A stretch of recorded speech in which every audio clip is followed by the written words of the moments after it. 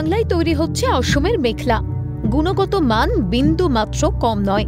রেশমের মেখলায় সেজে উঠছে বঙ্গললনা। মেখলা ভারতের প্রাচীন ঐতিহ্যবাহী পোশাক। বৈদিক যুগে মেখলার ব্যবহারের প্রমাণ রয়েছে। অজন্তা গুহাচিত্রে রয়েছে মেখলা পরিহিত মহিলার ছবি। মেখলার সাধারণত 3 ভাগ কোমরের নিচের আবরণকে বলে মেখলা বা মেখেলা। উপরের অংশটিকে বলা হয় চাদর বা সাদর। সাদরের তলায় বক্ষ আবরণীকে বলা হয় রিহা। বর্তমানে অবশ্য ব্লাউজ ব্যবহার করা হয়। এটা কি শাড়ি বুনছেন আপনারা? এটা মেখলা, আসামের মেখলা শাড়ি। হচ্ছে কি বাংলার তাঁতে হচ্ছে কি এই মেখলা কিভাবে শিখলেন? মানে এটা আমাদের তাঁত তো শেখাইছিল, মানে এটা তো কোনো বোনা ব্যাপার না, এটা তো কম হাতে কম বুনতে হয়। তারপরে আপনার মানে আমরা তো তাঁতটা পারতাম, বাংলা তাঁতটাকে বুনতে পারতাম, সেই কারণেই অসুবিধা হয়নি আমাদের। এটা কি হাতেই বোনা হয় না পাওয়ার লুমে বোনা হয়? না, হাতে। হাতে। এই শাড়ির সুবিধাটা কি? মানে এই শাড়ির সুবিধা বলতে আপনার একটু কম বুনতে হয়, হাতে কম বুনতে হয়। কত হাত হয় এটা? আগে 10 হাত, টোটাল 10 হাত হয়। মানে ক হাত কি হয়? 8 হাত, টোটাল শাড়িটা 8 হাত হয়, আর ব্লাউজ পিসটা 2 হাত হয়। আচ্ছা, এই কোথায় যায়? এই মার্কেট কোন জায়গায়? এই মার্কেট আসাম। আপনারা তাহলে কোথায় পাঠান? আসাম চলে যায়। আসাম। আসামে কিভাবে যোগাযোগ হলো? মানে থেকে এখানে কি এরকম কোনো মার্কেট নেই? না, এখানে মার্কেট নেই। আসামে যোগাযোগ, মালিককে তো যোগাযোগ করে কারোর সাথে সোর্সে চলে গেছিলো। এখানে তো মার্কেট বন্ধ হয়ে গেল, বাংলার শাড়ি যখন বন্ধ হয়ে গেছিলো লকডাউনের পরে। তারপরে আসামে এই যোগাযোগ করে আমাদের যে মালিক, সে যোগাযোগ এখানে হয়তো করে, তারপরে একটা শাড়ি বুনতে কতদিন সময় লাগে? কতদিন মানে এই 8 থেকে 9 ঘন্টা লাগে হয়তো একটা শাড়ি বুনতে। কত টাকা মজুরি পাওয়া যায় এই শাড়িতে? 340 টাকা। এই শাড়ি হয় আমাদের 12 হাত, আর এটা হয় হলো 8 হাত আর 2 হাত, 10 হাত। মানে 8 হাত কি হয়? 8 হাত মানে আমরা বলি ওটা মেখলাটা 8 হাত হয়, আর 2 হাত ব্লাউজ পিস হয়। এই 10 হাত।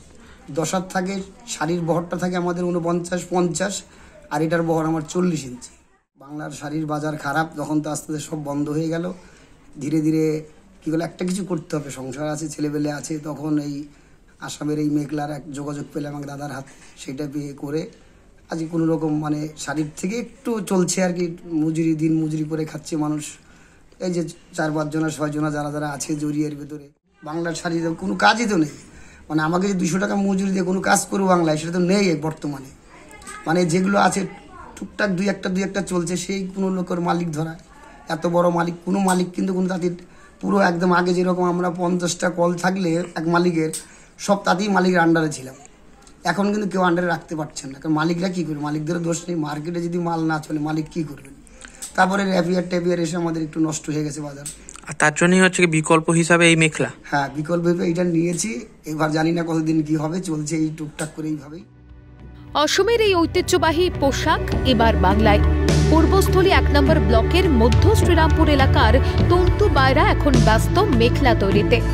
বাংলার ট্র্যাডিশনাল পোশাকের চাহিদা কমছে দিন দিন। জামদানি তাঁত তসরের শাড়ি বুনে দিন কাটানো মুশকিল হয়ে পড়ছে। অতিমারি পরিস্থিতিতে হ্যান্ডলুমে একটি শাড়ি বুনে তাঁতেরা পেয়েছেন 100 থেকে 150 টাকার মতো। ফলে বাধ্য হয়ে পেশা ছেড়েছেন অনেকেই। অনেকে ভিন রাজ্যে চলে গিয়েছেন পরিযায়ী শ্রমিক হয়ে। তারপর থেকেই স্থানীয় শাড়ির জায়গায় মেখলা তৈরি করা শুরু করেন তারা। এই যে বাংলার তাঁত ছেড়ে আপনারা এই যে অসমিয়া মেখলা এইগুলো বুনছেন কেন?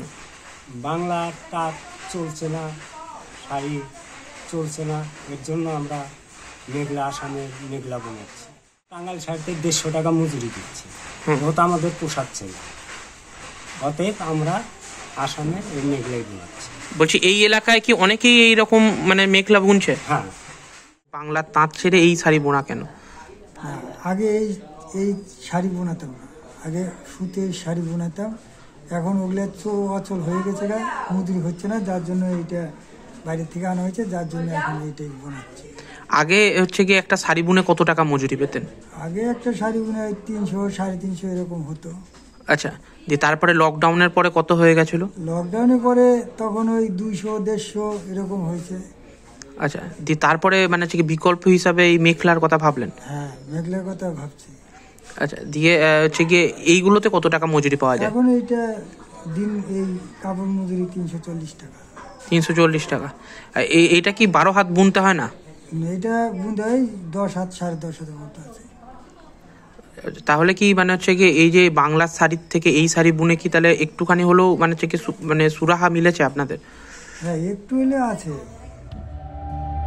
হয়তো বাংলায় চাহিদা কম, বিপণনের ব্যবস্থাও নেই, কিন্তু অসম গৌহাটিতে এর বিপুল চাহিদা। একটি মেখলা বুনে মজুরি মিলছে 350 টাকার মতো। মুখে হাসি ফুটেছে তাঁতি পরিবারগুলির, থালায় গরম ভাত জুটেছে তাঁতি পরিবারগুলির। কালনা থেকে অরূপ সেনগুপ্তের রিপোর্ট, ক্যালকাটা টেলিভিশন নেটওয়ার্ক।